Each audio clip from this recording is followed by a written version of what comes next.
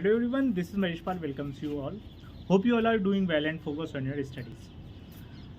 एक कंडीशन जो कि हम सभी ने कभी ना कभी फील करी है, जैसे कि रात में ठीक से सोया नहीं जाता है, या फिर घर में भी पेरेंट्स ने ये वाली चीज़ कही होगी कि सोने से पहले स्मार्टफोन्स को या टेलीविज़न को या लैपटॉप कंप्यूटर को बंद कर दो, या फिर आपने ये भी सुना होगा कि सोने से 1 घंटे पहले इन सारी चीज़ों से दूर रहना चाहिए, सोते टाइम पर इनके कॉन्टैक्ट में ना रहें।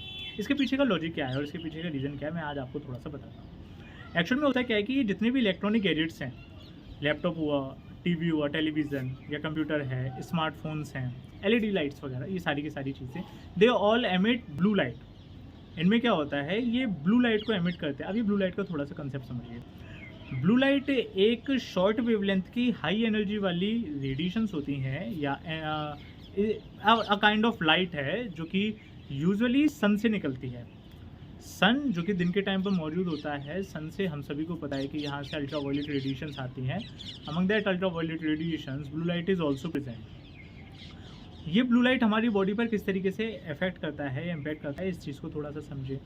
ब्लू लाइट के हाई इंटेंसिटी होने की वजह से आपकी जो सर्केडियन रिदम है, सर्केडियन रिदम बोला जाता है आपकी स्लीप वेक साइकिल, आपके बायोलॉजिकल क्लॉक, आपका सुबह खुद से उठना और रात में खुद से जागने वाला जो मैं उल्टा बोल गया कि सुबह में खुद से जागना और रात में सोने वाला जो खुद का प्रोसेस है, नेचुरल प्रोसेस है, ये प्रोसेस पूरी तरीके से इंटरप्ट हो जाता है।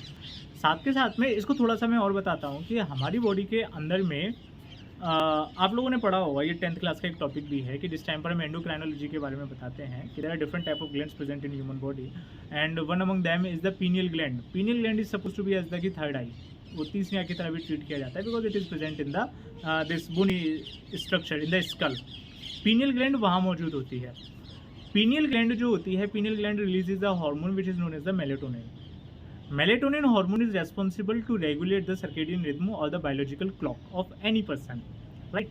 होता है ना कि जैसे आपने दिन भर काम किया और जैसे यूजुअली आप अगर 11 बजे सोते हैं तो 10 बजे से आपकी बॉडी में इस तरीके के चेंजेस होने लगेंगे कि आप 11 साढ़े 11 बजे तक खुद सो जाएंगे। अगर आप 5 बजे उठते हैं तो आप 5 बजे खुद से उठ जाएंगे। The whole process is being controlled by the hormone which is present inside your body. Ultimately nutshell में बोला जाए तो ये सारा का सारा सिग्नलिंग का खेल है, इंटरनल सिग्नलिंग, इंटरनल चेंजेस जो कि आपकी बॉडी के अंदर में हो रहे हैं नेचुरल तरीके से।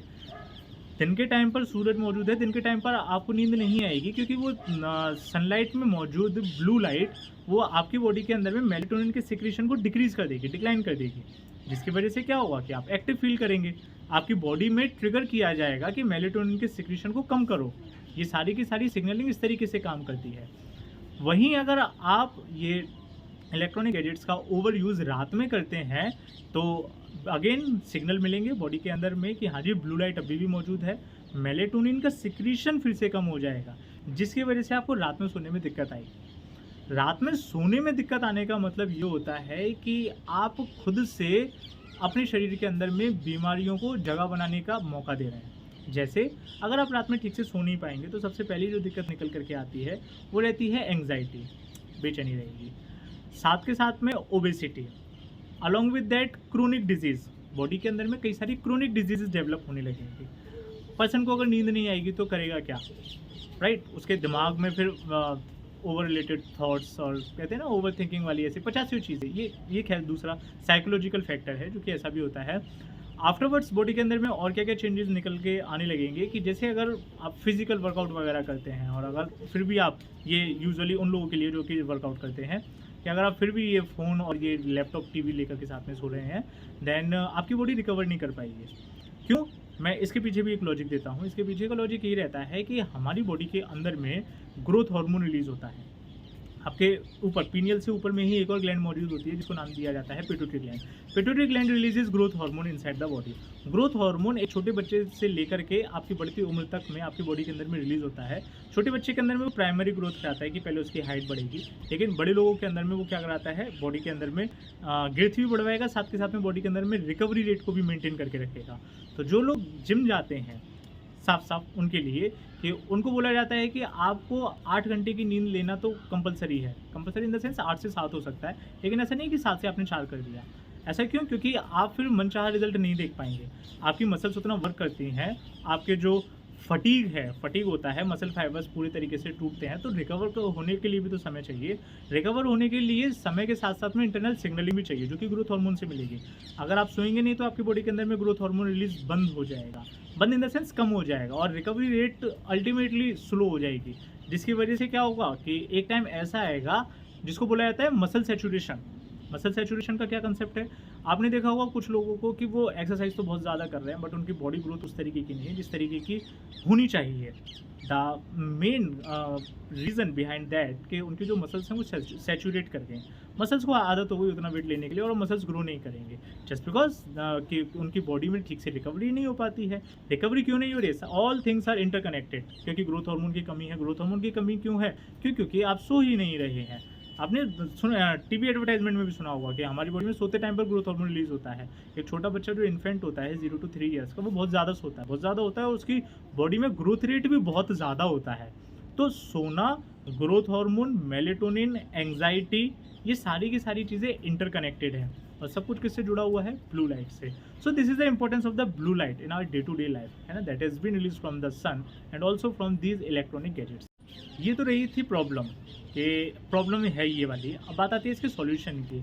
अब इसी में कहीं पर ये वाली चीज़ भी निकल करके आएगी। देखिए, सभी को साथ में लेकर के चलना पड़ता है कि कुछ लोग होते हैं जिनकी नाइट शिफ्ट रहती है, नाइट शिफ्ट है या ऑफिशियल काम करने हैं, ऑनलाइन बैठ करके काम करना है, तो उसके लिए क्या करें? उनका तो सर्केडियन रिदम डिस्टर्ब ही रहेगा। तो इसके लिए थोड़े थोड़े से जो टेम्प्रेरी सॉल्यूशंस हो सकते हैं वो ये रह सकता है कि आप जो है एक तो ये टाइम को हो सके तो ऑल्टर कराने की कोशिश करें, अदरवाइज आप इस तरीके की डिवाइसेस करें जैसे फिल्टर्स हैं। ब्लू लाइट फिल्टर्स आते हैं, कई सारे लेंसेज होते हैं जिस टाइम पर हम स्पेक्स बनवाते हैं कि आपने ब्लू कार्ड के लेंस लगवाए हैं जो कि ब्लू लाइट को क्या करेंगे? ब्लू लाइट के एक्सपोजर को कम करेंगे, आंखों पर उसको उतने तरीके से नहीं आने देंगे जो कि हार्म करे आपकी आंखों को।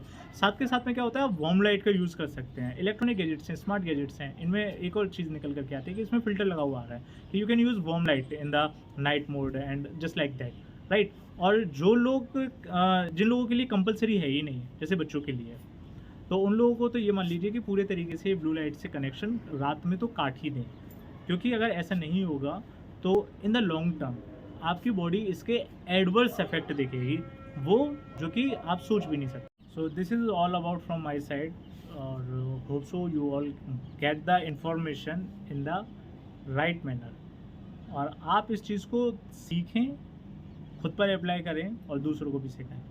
Thanks for watching.